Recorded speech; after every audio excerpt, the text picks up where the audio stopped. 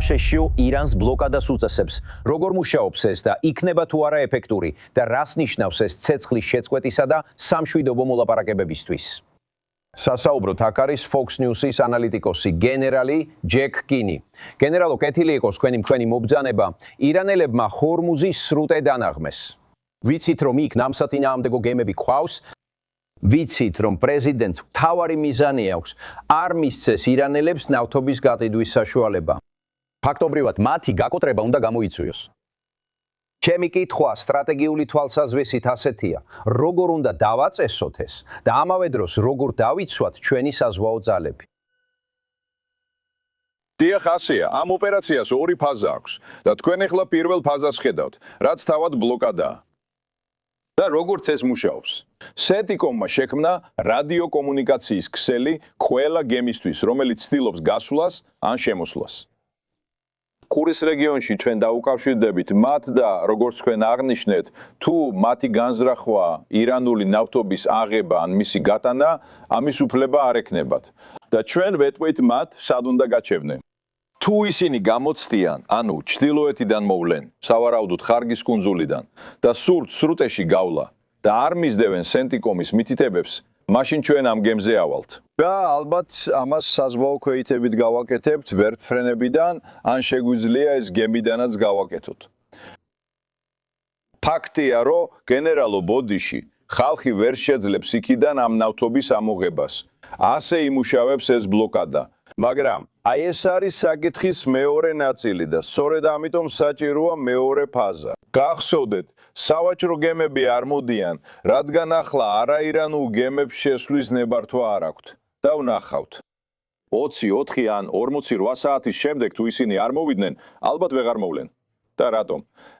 იმის გამო, რომ ირანი ადრე აშინებდა და აიძულებდა მათ, ემუქრებოდა და ისინი შეიძლება ისევ არ ისურვონ გადაადგილება. ამ ოპერაციის მეორე ეტაპზე პრეზიდენტმა დაავალა ადმირალ კუპერს გაეწმინდა ჰორმუზის სრუტე. როგორც შესავალში იყო აღნიშნული, გემები უკვე მუშაობდნენ შაბათ-კვირას ამ ტერიტორიიდან ნაღმების ამოღებაზე. გარდა ამისა, წყალქვეშა დრონები ცდილობენ გამოავლინონ ნაღმები, რომლებიც ირანელებმა განათავსეს. ისინი თავისუფლად არიან და მათზე სრული კონტროლი დაკარგეს.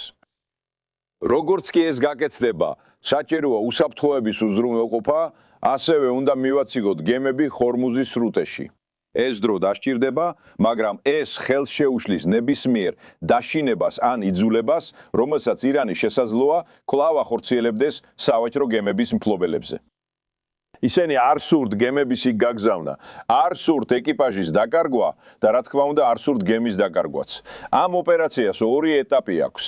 და როდესაც ესკორტირებას დავიწყებთ, გარკვეულ მომენტში მას ჩვენს მოკავშირეებსა და პარტნიორებს გადავცემთ. საკმარისი მოკავშირეები იკრიბებიან, რომ მონაწილეობა მიიღონ. მათი თავდაპირველი ხოქმანის მიუხედავად, საბოლოოდ ისინი მაინც ერთვებიან ამაში და ეს დროთა განმავლობაში მოხდება. ეხლა თუ მოლაპარაკებები წარმატებით დასრულდება და ირანი ყველაფერზე დათანხმდება და გახსოვდეთ, პრეზიდენტმა ტრამპმა თქვა ყველაფერზე. და ნახეთ, მე სრულად ვენდობი იმას, რასაც მე საბოლოო ინსტანციას უწოდებ. და ეს საბოლოო ინსტანცია არის პრეზიდენტი ტრამპი. ის არის საბოლოო ინსტანცია. ჩვენს მხარეს არავინ დადებს რაიმე შეთანხმებას დეტალებზე, მის გარეშე კონსულტაციის გარეშე და ის უზრუნველყოფს, რომ აქ ყველაფერს მიიღებს რაც უნდა. და მან ეს უკვე არაერთხელ დააფიქსირა, კიდევ ერთხელ. ამიტომ მე ამაში დარწმუნებული ვარ. და ამის ნაწილი თუ შეთანხმება იქნება, ის იქნება, რომ ირანი გახსნის გზას ტრანზიტისთვის. და აქ ორი რამ უნდა გახსოვდეთ. ირანს შეუძლია ნავებს ტრანზიტის უფლება მიცეს, მაგრამ მათ ამის კონტროლი არ შეუძლიათ. ისინი არ წყვეტენ, ვინ გადაადგილდება იქ, ან როდის გადიან და არანაირი გადასახადი არ იკრიბება. მათ სულად უნდა დაიხიონ უკან. შეერთებული შტატებიც ერთ მომენტში უკან იხევს. ჰორმუზის სრუტე რჩება ღია საერთაშორისო სამართლის მიხედვით, თავისუფალი გადაადგილებით და კონტროლის გარეშე. ეს არის საბოლოო მიზანი. მადლობა. ჩემთვის ჩანს გენერალო, რომ ეს მიღწევადი იქნებოდა ასათეშისის საზღვაო ძალებისთვის. განსაკუთრებით იმიტომ, რომ ჩვენ არ ვაპირებთ ბლოკადის შექმნას იქ, სადაც ჰორმუზის სრუტე ყველაზე ვიწრო წერტილში 24 მილი სიგანეა.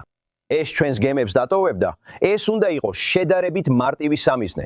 ჩვენ მათ ამ ეგრიწოდებლე მორალურ გამარჯვებას არ მივცემდით. იმ მომენტში, როცა გადავწყვეთ მიუდგებით ნებისმიერ გემს, რომელიც ირანულ ნავთობს ატარებს, ალბათ კარგილის გემსაც. და მჯერა რომ ამაში მართალი უნდა იყოთ. ბლოკადა აშშ-ის საზღვაო ძალებს საფრთხეს არ შეუქმნის. რაც შეეხება მთავარ განხეთქილების წერტილს, გვაქვს 460 კილოგრამი გამდიდრებული ურანი. მე მივიღე დამაბნეველი შეტყობინებები ძალიან ჭკვიანი ადამიანებისგან, ზოგი ამბობს, რომ ამაზე ყოველთვის თვალყურს ვადევნებთ. არ არის საჭირო იქ შესვლა და ამოღება, თუ ისინი არ გადასცემენ. შეგვიძლია კიდევ უფრო ღრმად დავმარხოთ, რომ მათთვის კიდევ უფრო რთული იყოს მის ახლოს მისვლა. რას ფიქრობთ, ვიცი რომ პრეზიდენტმა თქვა კვირები, არა თვეები, რომ ეს კონფლიქტი საბოლოოდ დასრულდეს. ჯერ კიდევ გონიათ რომ ეს შესაძლებელია?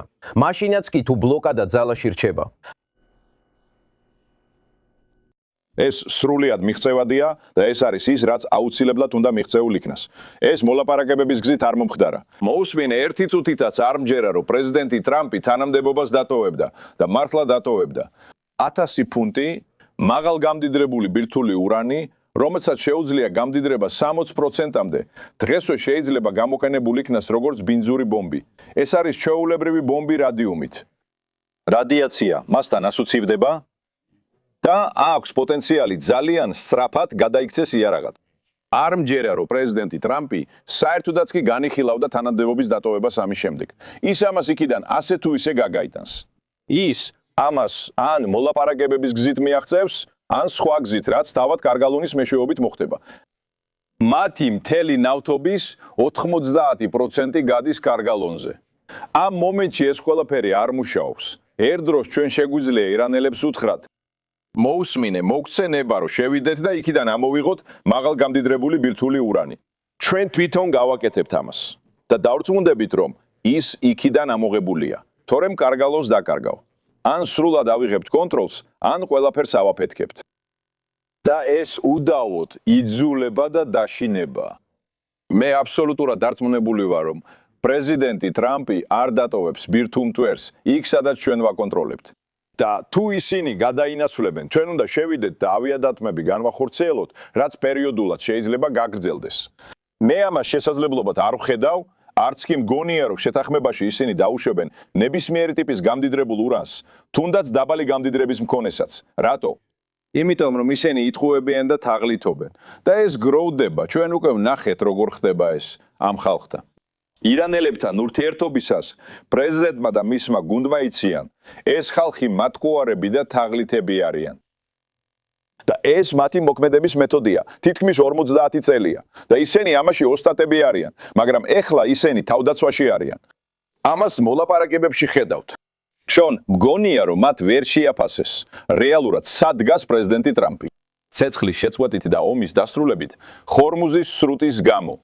ვიფიქრე, რომ ისინი ფიქრობდნენ თითქოს შეერთებული შტატები სუსტი პოზიციაში იყო და მოლაპარაკებებისას ჩვენს ნებას დაემორჩილებოდნენ და მოგცემდნენ იმის გაკეთების უფლებას, რაც გვინდა, მაგრამ პრეზიდენტმა ტრამპმა თქვა, არავითარ შემთხვევაში ჩვენ არაფერს ესეთ არ გავაკეთებთ.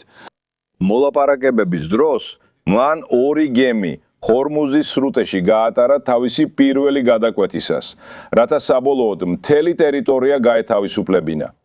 და შემდეგ ნახეთ რა მოხდა მალევე. ეს თავად ბლოკადის დაწესებას ნიშნავს. ეხლა მათ იციან ვისთან აქვთ საქმე. თუ ოდნავ მაინც ეპარებოდათ ეჭვი, ეხლა ზუსტად იციან ვისთან აქვთ საქმე. ის არ დაიხევს უკან. მან თქვა, რომ მათ უნდა იცოდნენ, რომ შემდეგი სამიზნეები თავად იქნებიან, თუნდაც მე-4 ან მე-5 ეშელონის წარმომადგენლები იყვნენ. გენერალ კინი, ყოველთვის სასიამოვნოა თქვენი აქ ყოფნა, მადლობას გიხდით ანალიზისთვის. მადლობთ.